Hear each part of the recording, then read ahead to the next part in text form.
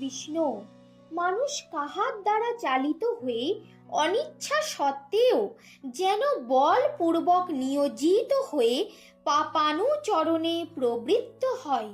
অর্জুনের এই প্রশ্নের শ্রী ভগবান কি উত্তর দেন তা আমরা আজ জানতে পারব। নমস্কার বন্ধুগণ, শ্রীমদ্ ভগবদ গীতার ৩য় অধ্যায় কর্মযোগের ৩৭তম শ্লোক থেকে শুরু করছি। ওং নমো ভগবতে বাসুদেবায়। শ্রী ভগবানুবাচ কাম এষো ক্রোধ এষো রজগুণ সমুদ্ভব মহাসন মহাপাপনা বিদ্ধি এনম ইহ বৈরিণম। শ্রী ভগবান কহিলেন, ইহা রজগুণ জাত দুষ্পূরণীয় ও অতুগ্র কাম এবং ইহাই ক্রোধ। সংসারে ইহাকে মহাশত্রু বলিয়া জানিবে। ধূমেন আব্রিয়তে বহ্নি যথা আদর্শ মলেন চ যথা উল্বেন আবৃত গর্ভ তথা তেনম ইদম আবৃতম।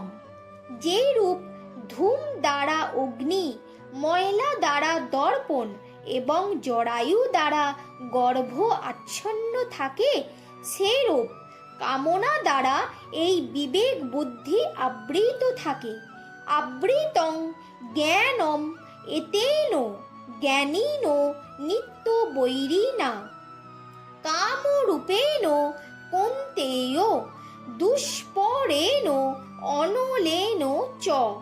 হে কৌন্তেয়, এই কাম জ্ঞানীর চিরশত্রু, ইহা অনলের ন্যায় দুষ্পূরণীয়। এই তৃষ্ণারূপ কাম দ্বারা বিবেক বুদ্ধি আবৃত থাকে।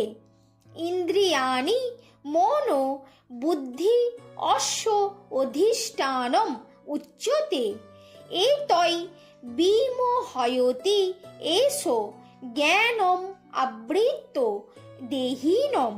পঞ্চ জ্ঞানেন্দ্রিয় ও পঞ্চ কর্মেন্দ্রিয়, সংকল্প বিকল্পাত্মক মন এবং নিশ্চয়াত্মিকা বুদ্ধি কামের আশ্রয় বলিয়া কথিত হয়। ইহাদিগের দ্বারা বিবেক জ্ঞান আবৃত করিয়া কাম দেহাভিমানী জীবকে ভ্রান্ত করে।